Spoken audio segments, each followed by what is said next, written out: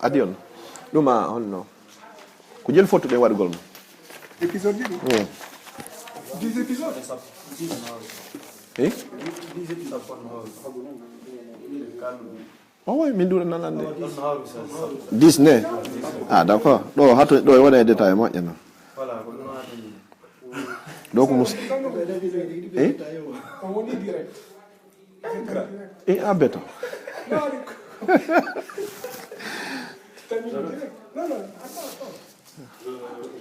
Non, tu peux laisser là, mais voilà. Voilà.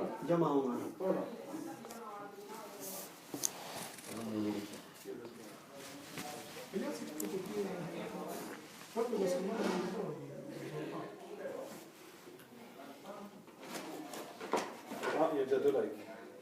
Il y a déjà un like encore. Tu mets Internet? Bien sûr.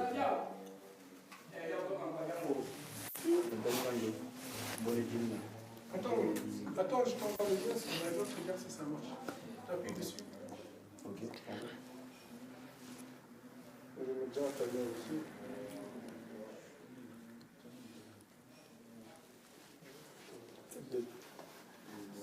Je l'ai eu. T'as un décalé. Attends. Ça marche quand t'appuies dessus? Attends, je vais vous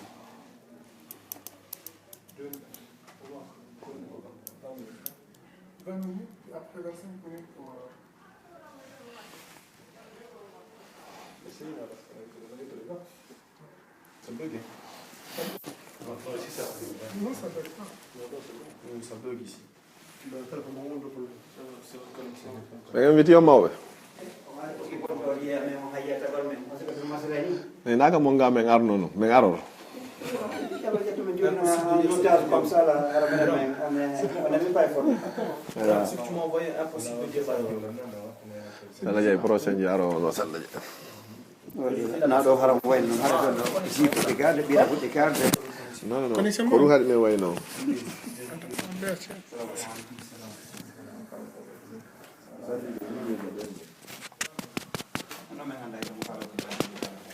Allô?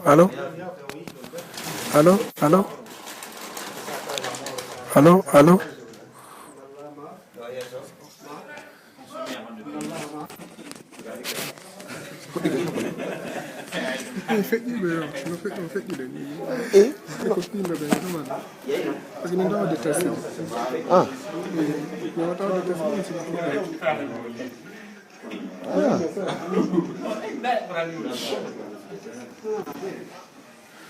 Ari faal feji Voilà. Docteur Oustaz Abdallah visiter yeso ko kam. ammo E woy ko wayo de jodo yeso do. Buri defter makko ne. Gasmi natale. nden do jodi ala kan anda ke adno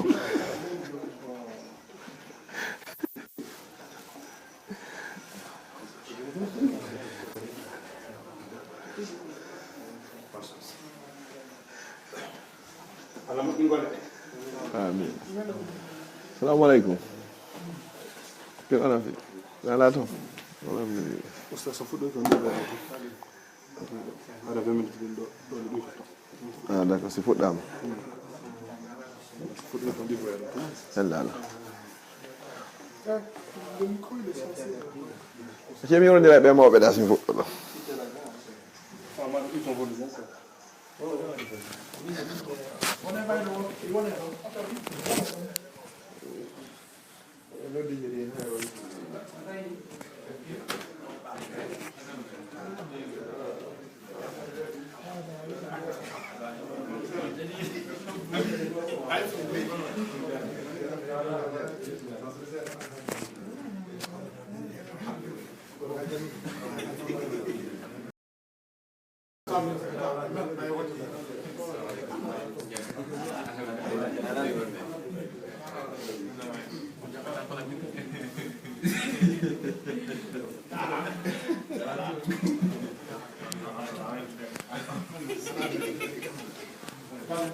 Voilà.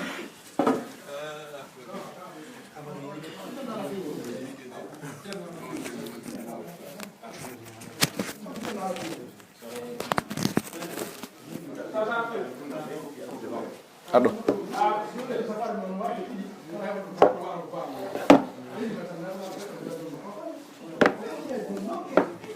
Yalti non.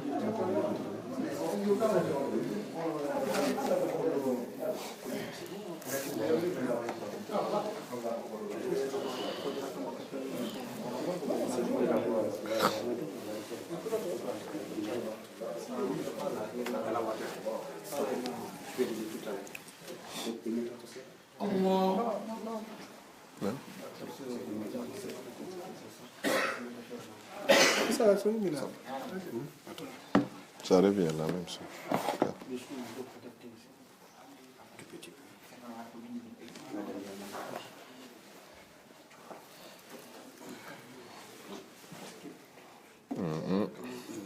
وكلوا واشربوا حبيبي واسي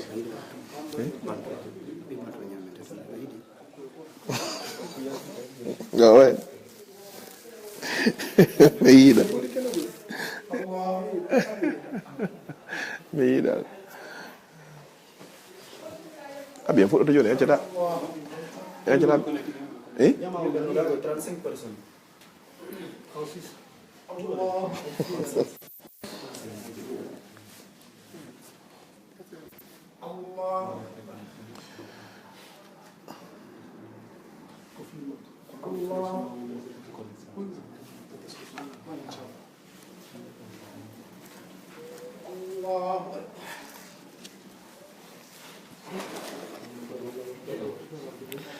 أعوذ بالله من الشيطان الرجيم بسم الله الرحمن الرحيم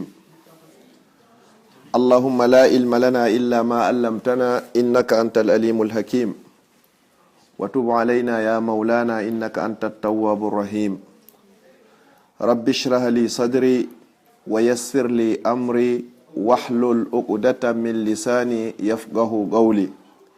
وبالحق أنزلناه وبالحق نزل اللهم أرنا الحق حقا وارزقنا اتباعه وأرنا الباطل باطلا وارزقنا اجتنابه اللهم اجعلنا من الذين يستمعون القول فيتبعون أحسنه أولئك الذين هداهم الله وأولئك هم أولو الألباب أما بعد أي مسيب جلب تدب تدير بالإسلام أي مسلمني أن سلمنا الإسلام salminago yimɓe aljanna ka nder aljanna mi toriki allah yo allah waɗu en fo meɗen yimɓe aljanna haray mi toriki allah subhanahu wa ta'ala o haray o moɓidirɗo en ɗo hande ñande 5 mars 2017 ka juulirde meɗen Bruxelles ɗo masjidu ibadurrahman yo moɓidiro en ni kadi ka aljanna makko wiyeteɗon jannatul firdausil ala haray inchallahu hiɗen weltano o radio wiyeteɗo laawol kisal e sukaɓe kipuɓe o radio laawol kisal e o jam'iyatul muhsinin sukaɓe arɓe ha Europe moɓodiri tawata ɓe ƴettari weeli foti tun hiɓe ƴetti kadi fii ko ɓe tawoyta kon janngo ñande tawata jawdi nafata ɓiɗɗo nafata ko nafata wonde ñande haray ko yaaduɗo ton e tawhid billah haray inchallahu haray e ley konngol radio laawol kisal haray e ɓe sukaɓe meɗen jam'iyatul muhsinin ɗe fedde ɗo jooɗiɓe e nder Belgique ɗo haray hiɓe ɗaɓɓirilan ɗo waɗugol yewtere hara ko yewtere wawayde jokkodirde ko wiyete kon musalsal ka haala arab haray fi ko yudirta e honɗum wiqayatul ins minal jinni ko honno neɗɗo wawata dandirde hoore muɗum ko honno o wawata daɗirde bone jinna honno wawata daɗirde bone ayɓe ko honno wawata daɗirde e bone gere yimɓe e ko honno wawata daɗirde bone ayɓe makko haray ko nde yewtere ɗo woni ko yewteten inchallah ko yewtere waɗetende nde wotere e nder yontere nden e nder joɗanɗe 10 ko ɗum woni jonde 10 jolle 10 ko yewtoyten tun ko honɗum woni bileyagal ko honɗum woni ndure haray neɗɗo kadi fof neɗɗo si nde nawnare ɗo wawi mo heɓude haray ko honno wawata dandorade haray miɗo toro Allah mi wonɗo e yewtude on yo Allah waɗanan hara ko fi Allah woni ko mi yewtiri ɗaɓɓirɓe lamɓen kadi yo mi yewtu yewtere nden hara ko sabi Allah woni ko ɓe ɗaɓɓiri onon wonɓe heɗade kadi yewtere nden kala heɗoyiɗe nde ɗo ha e aduna on fuu hara ko fi Allah woni ko heɗori miɗo toro Allah kadi subhanahu wa ta'ala kala tawata neɗɗo Allahu hino danni mo e bone jinna e bone gereji yimɓe toriki Allah yo Allahu dumin mo hara ɗum nangari mo kala kadi mo ɗum ɗon nangi e hoore adna Allah on fuu hara ko julɗo mi toriki Allah yo Allah okkor mo lekki dikkinamo sellinamo danda ɓe nawnaɓen sifa nden nawnare ɗon hara yewtere men nden hande ko wiyete kon introduction on muqaddima fi yewtere nden wonɗen e wadde haray en yewtay ɗo taw ko ɓeynata kon ma huwa sihiru ko honɗum woni bileyagal sen andi ko woni bileyagal feƴƴen ɗon yewten toɓɓere ɗiɗaɓere nden ene o bileyagal ɗum ko gonga ka hina gonga no existe ka exista hiɗen hani hoolade ka en hana hoolade hiɗen hani hulugol ka en hana hulugol nangay ka nangata ko ɗen toɓɓe ɗon ɗiɗi woni ko yewteten hande adden dalilaji ka deftere Allah e dalilaji ka sunnane laaɗo on sallallahu alayhi wa sallam haray si tawi ɗum ɗon feƴƴi haray yontere hande ko honɗum yewtoyten yontere hande en yewtoyay qissa ɓe malaikaɓe ɗiɗo maɗum ɓe wiyeteɓe haruta wa maruta wa ta'limu sihir ɓe Allah yewti fi muɗum men ka suratul baqara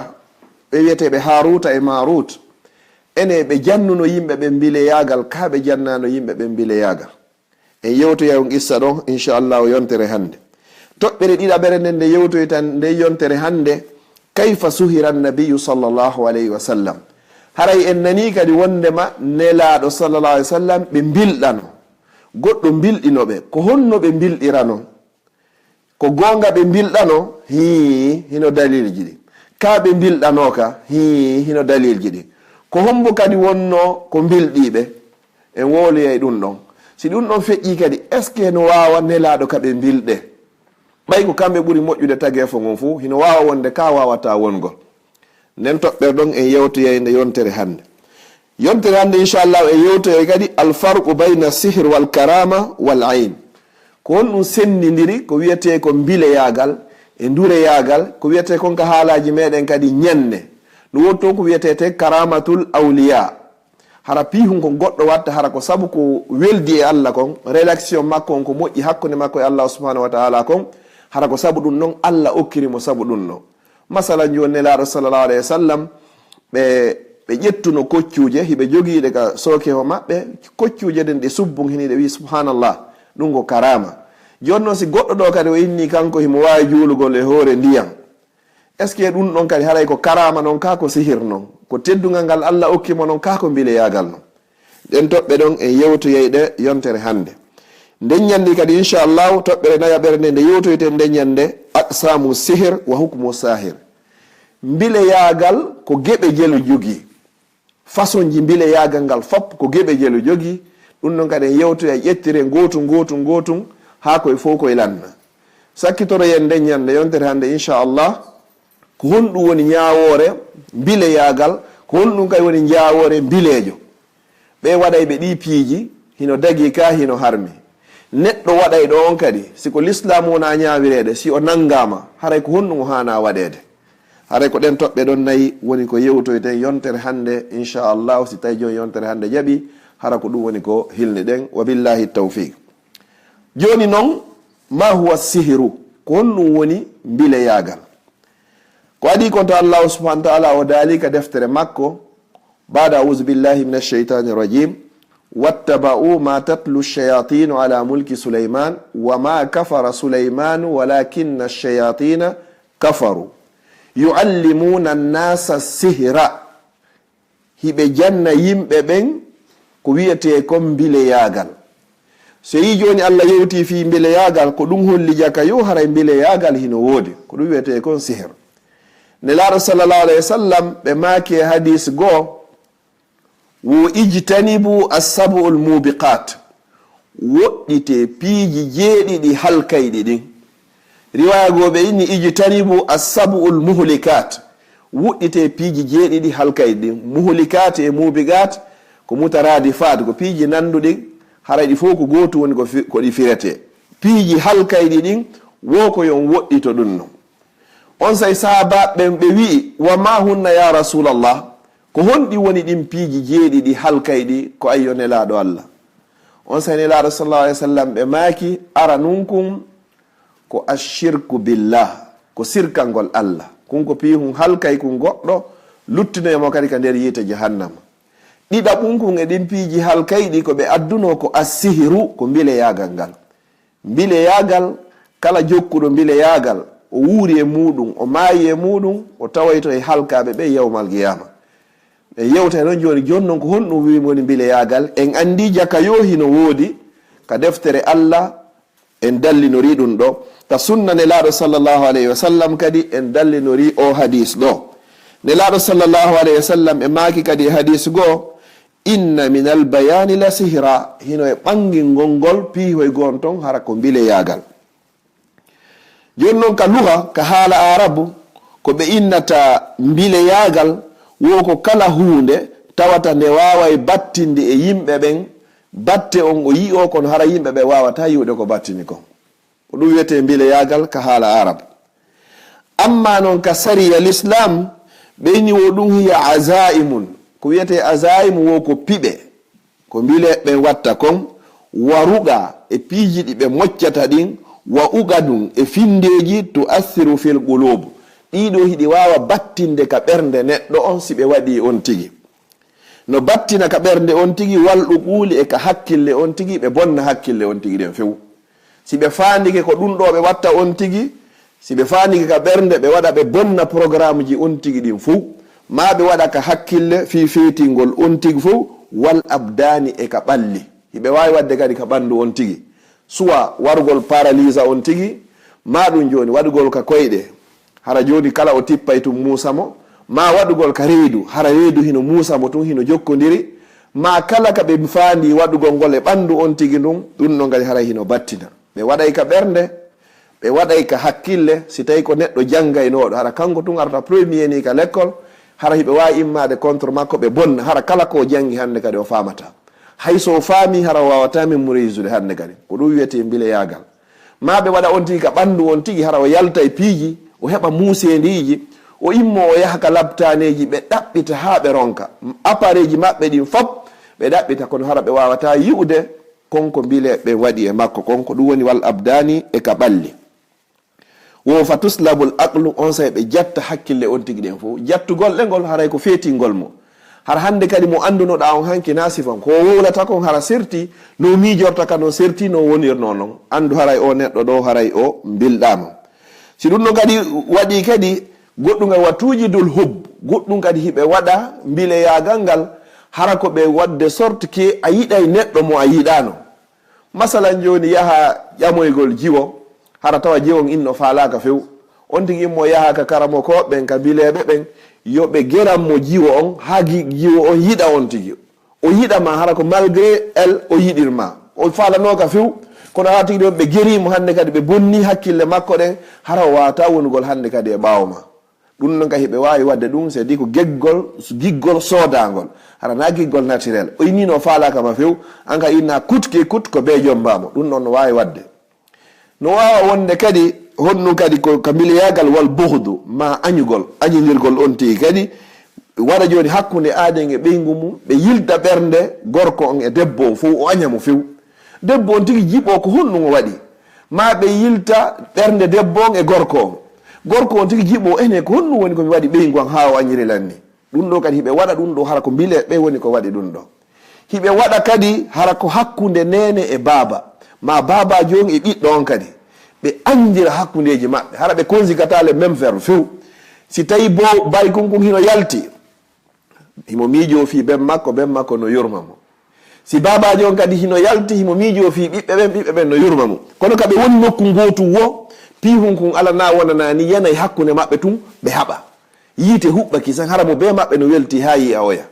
si sifa ɗin piiji ɗon kadi waɗi haray ko mbile yeɓɓe ɓen haray hiɓe wawi waɗugol sifa ɗin piiji ɗon kadi hakkude aaden e ɓeygu mum ma hakkude aaden e baba mum ma hakkude aaden e nene mum ma ɓe lankidira famille ɗin fop hara fodde on wonari nokku gotum on yiidari hiɗon weldi mais ka yiiduɗo wo wonɗon nokku gotum mo be faalaka yugol oya ko si on serti noon hande kadi mo be mon fuɗɗo miijitade ene ko honɗum mi jabani o ɗum ɗo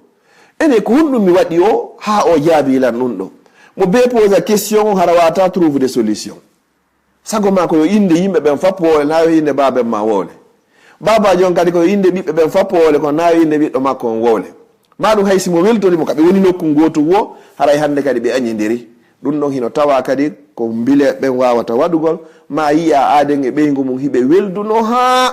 denkutu yiya fappu honno baskili hande kadi fappu hiɓi ka leydi hara gorko on hande kadi o woni e jammu wo fodde himo ka yaasi o hewttay ka suudu tun hara ko yiite jahannam sago makko nayo yiw debbo hara kanko tun leso jooɗi ke o calcule o yiyata hay e hunde ko debbo on waɗimo gorko on kadi debbo on kadi jooɗi ke calcule o yiyata hay hunde ko gorko on waɗimo si siga ɗi alhaaliji ɗo ari yon tigi andu haray bile yagal ngal naati nder ton si ɗum ɗon feƴƴi kadi ko honɗum ɓe wawi wadde kadi wa tafriqu bayna al mar'i wa zawji hiɓe wawi kadi sendidirgol hakkude aaden e moodi mum ɓe longina gorko on konguɗi o waɗa réaction ji e hoore ɓeygu makko ha famille debbo ɓe dara ɓe tawa ɗo solution wo ala sina ko ɓe senduɓe si ɓe seedoyi noon ha gasi hande kadi hara woni objectif mbileɓe ɓen timmi hande kadi gorko on noon jooɗo miijito ko honɗum mi accitani ɓeygu am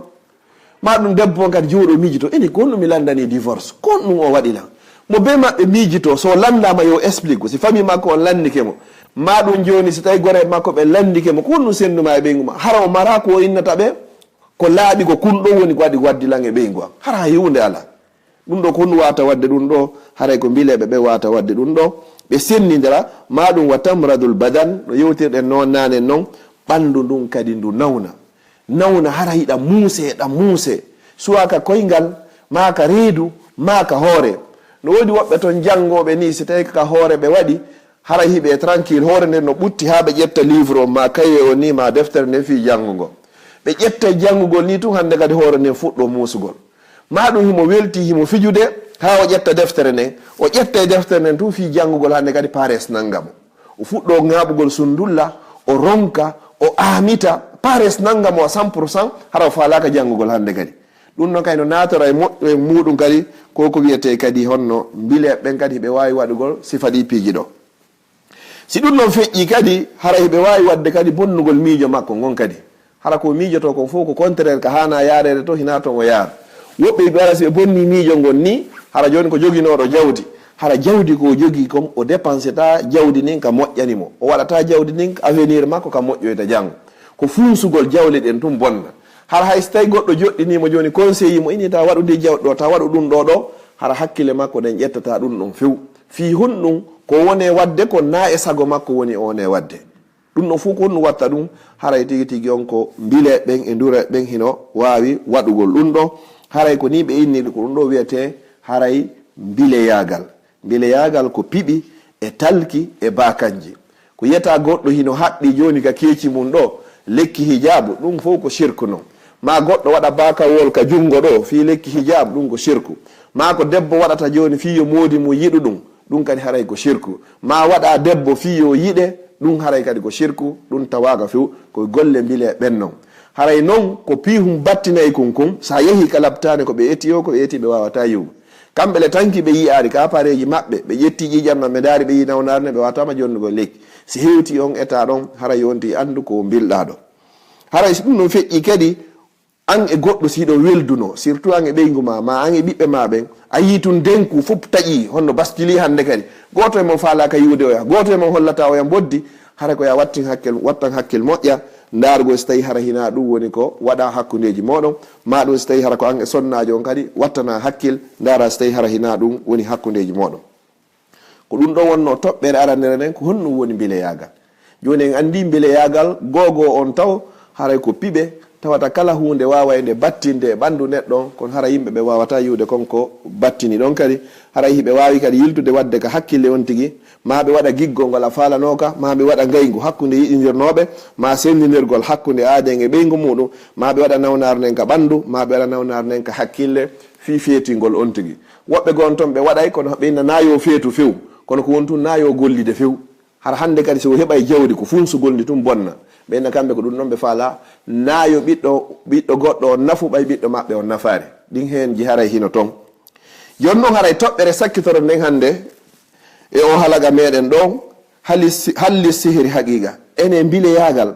ko gonga tigi ka tigi on ko hunde ko miijita tum haray ɓe landini ɗum ɗo cheikh salih ibnu usaymin mo anduɗen on rahimahullahu taala ko on ɗum ceernojo on ol jaabino o inni wo la shakka wo sikke wo ala wa huwa wo bileyagal ngal muassirun haqiqatan ɗum ko battinayi ɗum tigi haray hino woodi haray o dallinori ɗon ɗe ayeje ɗe adduɗen ɗo wondema pellet haray bileyagal hino woodi o Allah jantota ko hunde ka qur'ana tawata harata hinde ala amma noon joni ko honno woni ko battinirta ko honno waɗirta ɗum noon no tawa e toɓɓe ɗe yewtoyte ɗen inchallahu haray yontere hande si tawi joyi yontere hande jaaɓi woni hara ko ɗum woni ko hilni ɗen haray ko wiyete bileyagal ɓay en andi pellet hino woodi ko haqiqa hino woodi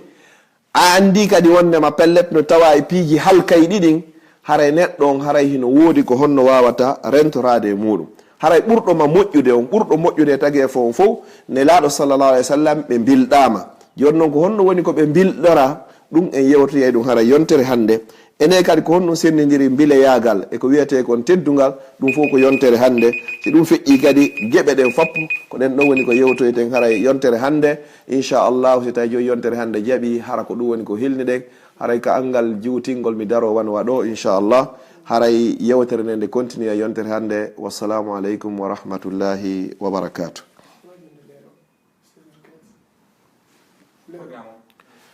haray yontere hande en waɗoya inchallah si alah sara on salminama 16h15 hakkude 16h15 ha 16h30 on inchallah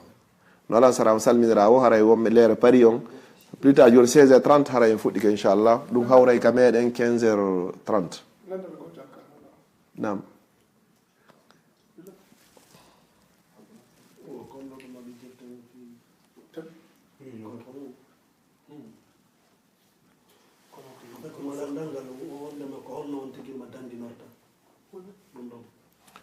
voilà woɓɓe ɗo landi ɗo landal joni noon o mbili yagal ko honno on tigi wawata dandinorde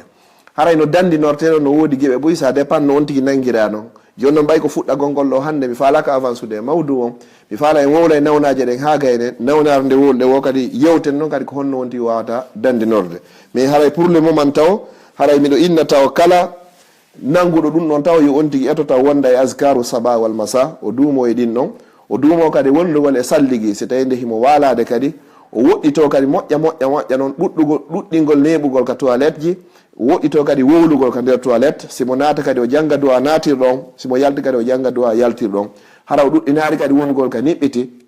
hara kadi o wattana hakkil moƴƴa e hibbugol ndiyam wulɗan haray kadi ka leydi haray sifa ɗin piiji ɗon fof ma lootagol e milimolo futoro sifa ɗin ɗon fof haray yo évite ɗin ɗon kono inchallah o ɓayra yewtere nde fuɗɗi en yewte e foppe e muɗum hara adden dalilaji ɗin ka qur'an adden dalilaji ɗin kadi ka sunnane laaɗo sallllahu alayhi wa sallam haray ko aroyta ko yeeso wassalamu aleykum wa rahmatullahi wa barakatuh